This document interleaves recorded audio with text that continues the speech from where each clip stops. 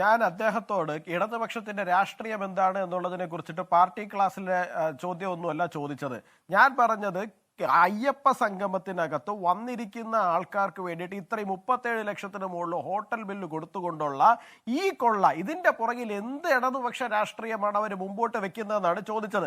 ആ ചോദ്യത്തിന് ഉത്തരവായിട്ട് അങ്ങ് പോളണ്ടിലേക്ക് പോകേണ്ട കാര്യമൊന്നുമില്ല. ഏതെങ്കിലും ഒരു തലമുറയിലെ സഖാക്കൾക്കെങ്കിലും എന്തെങ്കിലും ഒരു മാറ്റം ഉണ്ടാകണ്ടേ? ചോദിക്കുന്നത് എന്താണ്? അതിന് പിന്നെ ഇടതുപക്ഷ ക്ലാസ് എടുക്കാൻ തുടങ്ങിയ പിന്നെ ഞാൻ എന്താ മറുപടി പറയാ? പിന്നെ രണ്ട്, കേരളത്തോട് ഞങ്ങൾക്ക് എന്തോ ചൊരുക്കാണെന്നാണ് പറഞ്ഞ. നിങ്ങളുടെ കേരളത്തിനോടുള്ള ചൊരുക്ക് എന്താണെന്നുള്ള കാര്യം താഴെ ഇപ്പോ സ്ക്രോൾ ന്യൂസ് ആയിട്ട് പൊക്കോണ്ടിരിക്കുന്നുണ്ട്.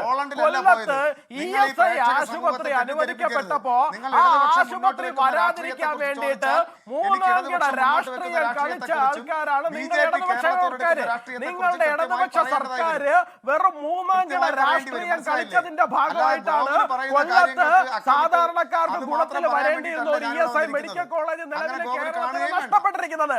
അങ്ങ് ഇവിടെ ഇരുന്നു കുരച്ചത് കൊണ്ടൊന്നും തന്നെ ആ കേരളത്തിനോട് ഇപ്പൊ നിങ്ങൾ കാണിച്ചുകൊണ്ടിരിക്കുന്ന ഈ നെറികേട് ആരും മറന്നുപോകുന്നു, ആരും കേൾക്കാതെ പോകുന്നൊന്നും തന്നെ ധരിക്കരുത്.